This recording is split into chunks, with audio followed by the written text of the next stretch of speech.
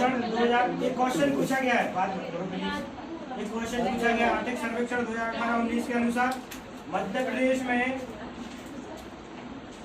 सिंचाई सुविधा के सबसे अच्छे स्रोत है ना, सर्वाधिक किस स्रोत से सिंचाई होती है, तो वो है कुएं एवं नलकूप। कुआं प्लस नलकूप पे ध्यान रखना। एक क्वेश्चन पूछा गया मध्य प्रदेश में सर्वाधिक सिंचाई किससे होती है, कुएं एवं नलकूप से, बेल एवं बोरवेल कह सकते हैं आप इसको। और इससे लगभग 67., ये ताजा आंकड़ा कह सकते हैं, 68.34% भूमि केवल किससे, कुएं एवं नलकूप से सिंचित है, बाकी नहरें 2018-19 के अकॉर्डिंग है। अभी यही याद रखो आप, लेकिन आर्थिक सर्वेक्षण 2021 जब जारी हुआ तो हम लोग इसको एडिट कर देंगे, ठीक है ना। लेकिन आपको ध्यान ये रखना है कि सर्वाधिक सिंचाई वाला जो अपनी साधन वो क्या है, कुएं और नलकूप है।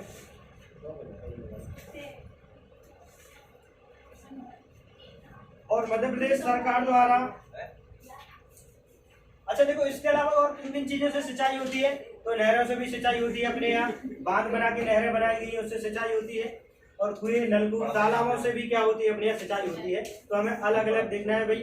आपको ये भी पूछा जाएगा कि मध्य प्रदेश सर्वाधिक तालाब से सिंचित कौन है, नहरों से सिंचित कौन है, कुएं से सिंचित कौन है, इसके अलग अलग क्वेश्चन पूछे गए, तो आज सारी चीजें क्लियर हो जाए, ध्यान से देखना। आगे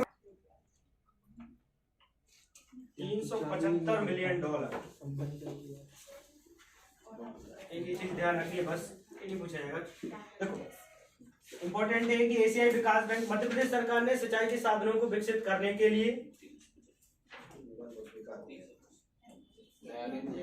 2018 में 30 अगस्त 2018 में लोन लिया है, एशियाई विकास बैंक से क्या लिया है, लोन लिया है। अब देखो यहाँ पर एक चीज ध्यान देना आपकी, भाई मध्य प्रदेश सरकार भी लोन ले सकती है ना, वर्ल्ड बैंक से भी लोन ले सकती है, रिजर्व बैंक से भी लोन ले सकती है, बहुत भारी लोन लिया है। अभी हाल ही में देखो $375 मिलियन का मध्य प्रदेश सरकार ने क्या लिया है, लोन लिया है। और ये लोन क्यों लिया गया है, क्योंकि मध्य प्रदेश की सिंचाई परियोजना को क्या किया जा सके, विकसित किया जा सके, सिंचाई की व्यवस्था की जा सके। एशियाई विकास बैंक में इसका जो मुख्यालय फिलीपींस की राजधानी शायद मनीला में स्थित है ना, फिलीपींस की राजधानी मनीला में स्थित है।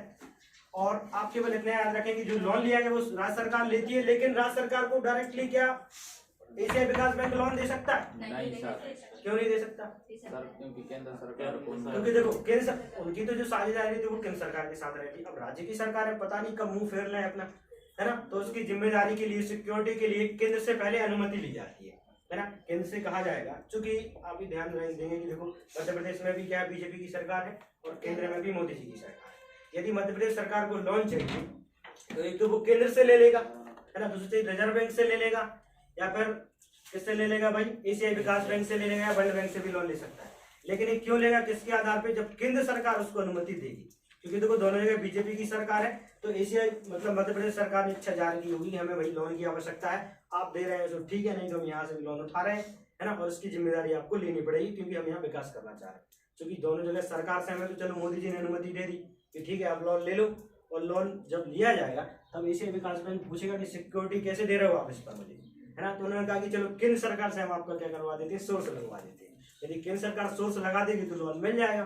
तो केंद्र ने सोर्स लगा दिया कि चलिए हाँ इनको आप लोन दे दीजिए मध्य प्रदेश सरकार को, यदि ये लोन चुकाने में अक्षम रहे, नहीं चुका पाए, नहीं मिले, तो उस सिचुएशन में मैं लोन आपको दे दूंगा, मतलब वापस कर दूंगा, रिटर्न सारी राशि कर दूंगा। तो इस आधार पर राज्य सरकार को भी क्या मिल जाता है, लोन मिल जाता है, केंद्र सरकार को भी मिल जाता है। हाँ ब्याज लगता है, लेकिन है ना, ऐसा नहीं कि फ्री में दिया जाता है, ब्याज लगता है, चक्रवृद्धि के साथ नहीं, साधारण ब्याज के तौर पे। और यदि राशि नहीं लौटा पाते समय में तो चक्रवृद्धि लगेगा ही लगेगा, है ना, कॉमन सी बात है। मतलब उसके जो नियम, रूल्स एंड रेगुलेशन है वो उन पर पहले ही साइन करवा लिया जाता है कि ऐसी ऐसी सिचुएशन रहेगी। कोई छोटा मोटा लोन तो है नहीं कि 25-50 रुपए का लोन है कि लाख 2 लाख का है ना, करोड़ों अरबों में लोन लिया जा रहा है।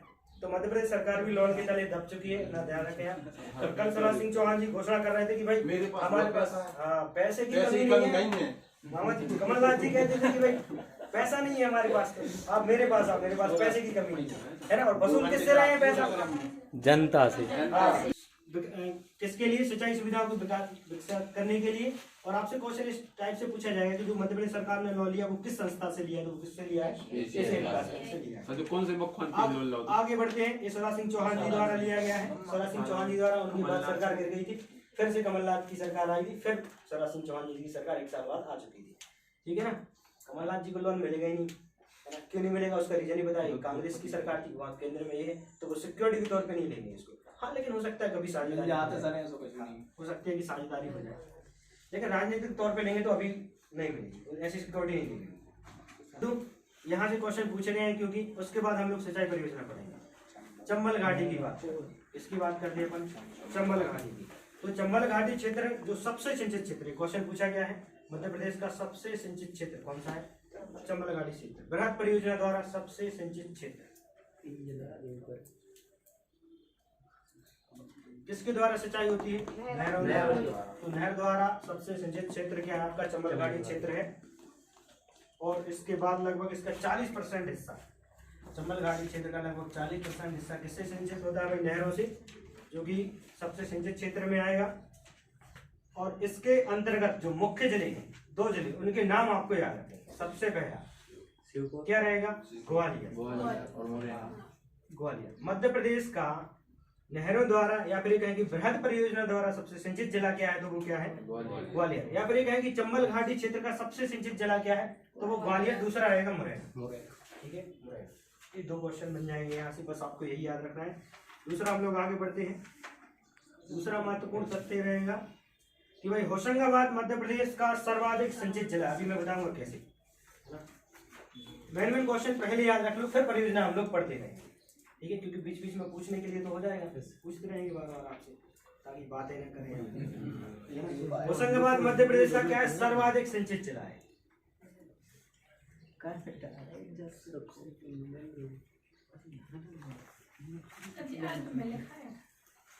सर्वाधिक सिंचित जिला है, जो कि अल्प सिंचित क्षेत्र के अंतर्गत आता है। लिखना भी है अल्प सिंचित क्षेत्र।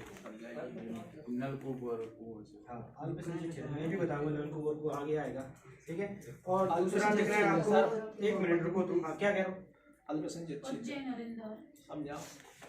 देखिए, मैंने आपको बताया था पहले बृहद सिंचाई परियोजना। देखिए, सिंचित क्षेत्र को, मध्य प्रदेश की सिंचाई परियोजना को, या फिर कहेंगे मध्य प्रदेश के सिंचित क्षेत्र को 3 भागों में बांटा गया था। 3 नहीं बांटा था ना, कि 4 में बांटा था। 4 भाग है ना। उच्च सिंचित क्षेत्र, मध्यम सिंचित क्षेत्र, अल्प सिंचित क्षेत्र और न्यूनतम सिंचित क्षेत्र। तो ये जो भाई आपका सर्वाधिक सिंचित जिला है, अल्प सिंचित क्षेत्र का सर्वाधिक सिंचित जिला, वो कौन सा हो जाएगा? यदि इस तरीके से पहले सारा लिख लेने दो, फिर क्वेश्चन आपको बताए जाएंगे, इस टाइप से पूछे जाते हैं। और यदि तालाबों से पूछे, है ना, 1 मिनट, अभी 1 पॉइंट और रह गया है। यदि शुद्ध सिंचित क्षेत्र की बात करें, मध्य प्रदेश का सर्वाधिक शुद्ध सिंचित जिला, सर्वाधिक शुद्ध सिंचित जिला, तो उसका नाम क्या हो जाएगा भाई? उज्जैन, है ना। ये भी बताया जाएगा आपको कि ऐसा क्यों। और भी देख लेते हैं भाई, पहले सारी चीजें लिख लो।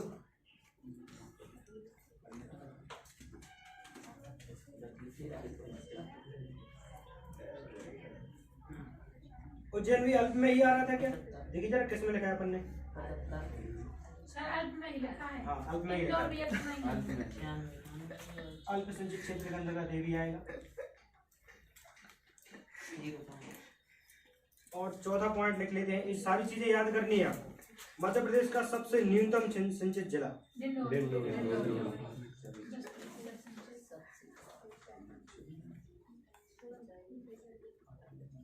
क्या हो जाएगा? डिंडोरी। और डिंडोरी में तालाब से ज्यादा सिंचाई होती है, तालाबों के माध्यम से। शॉर्ट में लिख लो आप। इसके बाद 5वां पॉइंट और लिख लेते हैं। तालाबों से सर्वाधिक सिंचित जिला, एक क्वेश्चन भी पूछा गया है। तालाबों से सर्वाधिक सिंचित, शायद पटवारी में पूछा गया।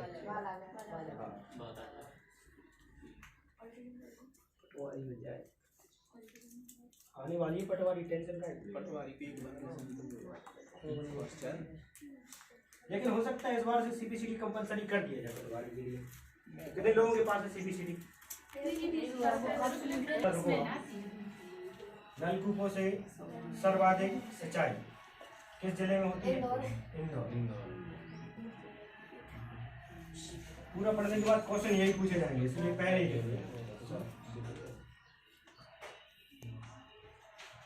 पंखा चालू नहीं होगा सर।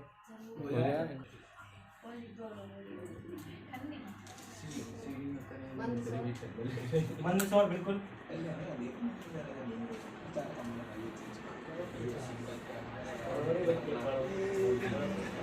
और क्या रहता है?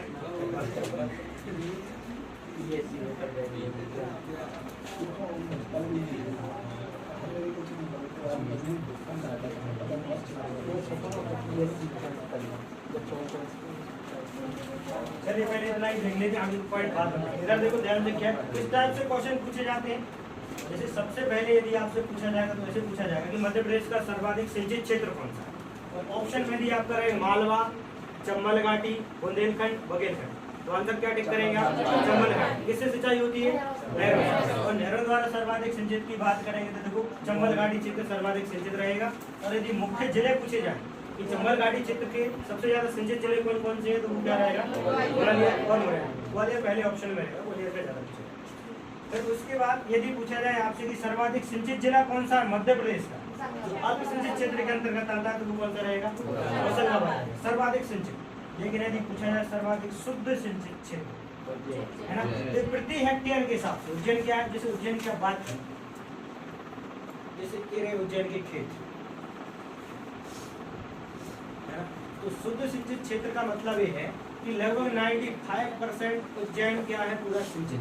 95% देखो सिंचाई कम होती है, लेकिन सारी एक, जैसे हम लोग कहते हैं गांव में कि हमारी खेती में एक पानी लग जाता है ना, कहीं कहीं पानी की तो भरपूर व्यवस्था है, पाइप भी खोल दो नदी के किनारे वाले गांव में, जैसे यहाँ चरखारी नदी साइड आप जाएंगे तो वो क्या कर देते हैं, पाइप खोल के और सो जाते हैं, रात भर चलता रहता है।